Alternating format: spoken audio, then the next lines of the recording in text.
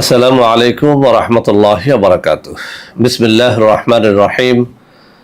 আলহামদুলিল্লাহি রাব্বিল আলামিন ওয়াল আকিবাতু লিল মুত্তাকিন ওয়াসসালাতু ওয়াসসালামু আলা নাবিয়্যিহি মুহাম্মাদিন ওয়া আলিহি ওয়া আসহাবিহি আজমাইন। আম্মা বা'দ। সম্মানিত দিনদার ভাই বোনেরা, আজ আমি আপনাদের জন্য অত্যন্ত চমৎকার একটা ভিডিও নিয়ে হাজির হয়েছি। বন্ধুরা আমার, আপনারা জানেন গত কয়েক বছর পর্যন্ত আমি বাংলাদেশের বিভিন্ন প্রান্তে সফর করে বেড়াচ্ছি।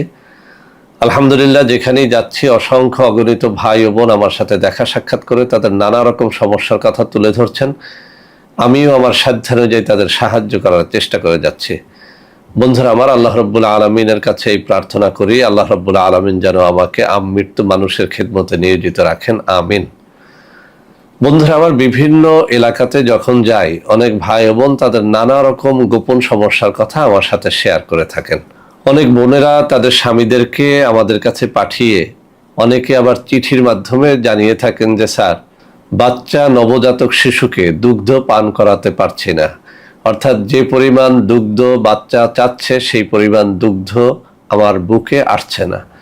তো বন্ধুরা আমার, এর নানা রকম তাবিজ কবজ বিভিন্ন কিতাবের মধ্যে রয়েছে, তবে আমার ডান হাতে থাকা এই অত্যন্ত নির্ভরযোগ্য অত্যন্ত পুরাতন এই কিতাব থেকে আমি আজকে দুটো তদবির উল্লেখ করব, যে দুটো তদবির আমি শতবার পরীক্ষা করে ফল পেয়েছি। বহু মাকে এই তদবিরের মাধ্যমে আলহামদুলিল্লাহ তাদের বাচ্চা সন্তানের উপযুক্ত পরিমাণে দুগ্ধ আলহামদুলিল্লাহ তাদের বুকে এসেছে।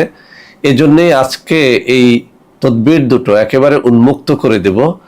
আমি জানি অনেকেই লজ্জায় আমাদের কাছে আসতে চান না, তাদের জন্যই মূলত এই তাবিজ দুটো, এই কবজ দুটো, এই নকশা দুটো উন্মুক্ত করে দিচ্ছি, যাতে করে যে কোনো মায়েরা বোনেরা ইচ্ছে করলেই একটুখানি মেক্স জাফরান কালি জোগাড় করে এই তদবিরটি করে সুফল পেতে পারেন।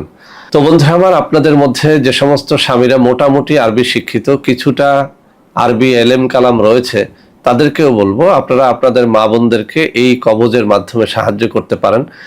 যাদের নবজাতক শিশু রয়েছে কিন্তু বাচ্চা সঠিক মাত্রায় দুধ পায় না, তাদের জন্য আজকের এই তাবিজ দুটো আপনাদের সামনে আমি উপস্থাপন করব।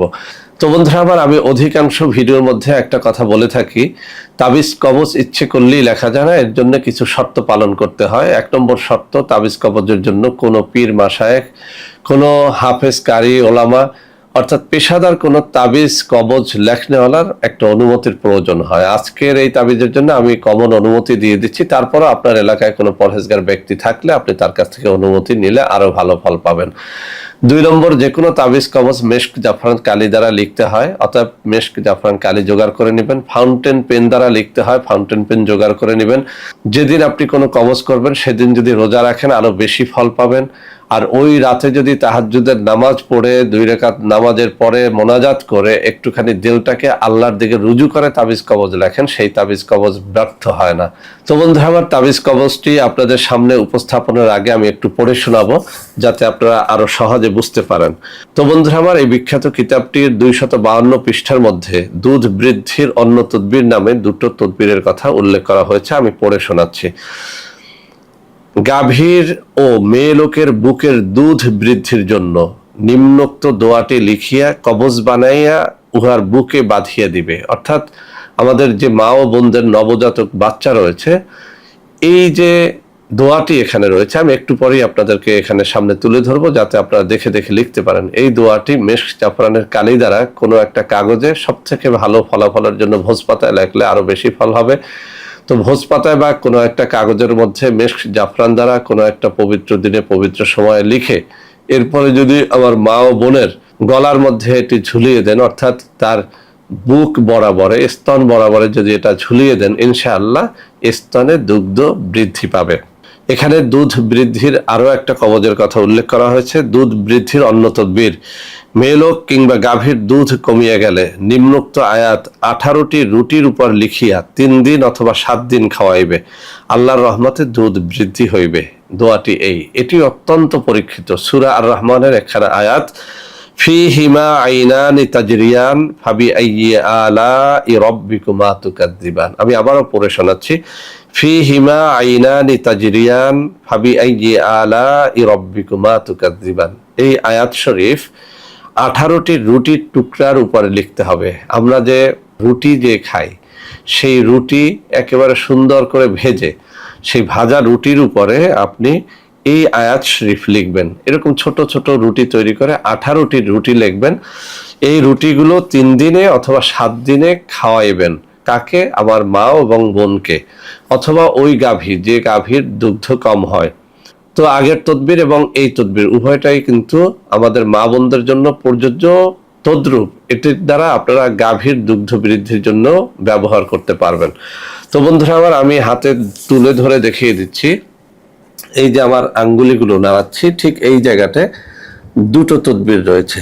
আপনারা একটু স্ক্রিনশট নিয়ে নেন।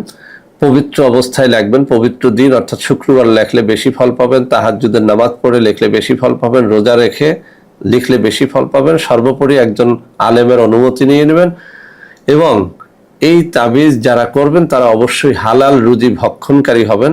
যদি হারামখোর কোনো তাবিজ লেখে, ওই তাবিজ দ্বারা আসলে ফল হয় না। বন্ধুরা আমার, যারা এই সমস্ত তাবিজ কবজ লেখার মতো সময় পান না বা লিখতে পারেন না, তারা আমাদের সাথে যোগাযোগ করতে পারবেন। আমি হাতে কিছু নম্বর দেখিয়ে দিচ্ছি। এই সব নম্বরে সরাসরি যোগাযোগ করে কিন্তু আপনারা আমাদের সাথে যোগাযোগ করতে পারবেন, এইসব তাবিজ কবজ নিতে পারবেন। এছাড়াও আমাদের কিছু অর্গানিক পণ্য রয়েছে, এইসব পণ্যের জন্য আপনারা এইসব নম্বরে যোগাযোগ করলে প্রতারক চক্রের হাত থেকে বাঁচতে পারবেন। তো বন্ধুরা আমার, আশা করি আজকের এই তাবিজটি আপনাদের অনেক অনেক কাজে লাগবে। সবাই ভালো থাকবেন। ভিডিওটি ভালো লাগলে লাইক করবেন, কমেন্ট করবেন, শেয়ার করবেন। আমাদের প্রত্যেকটা চ্যানেলকে ভালোবেসে সাবস্ক্রাইব করবেন। আল্লাহ হাফেজ। আসসালামু আলাইকুম ওয়া রাহমাতুল্লাহি ওয়া বারাকাতুহু।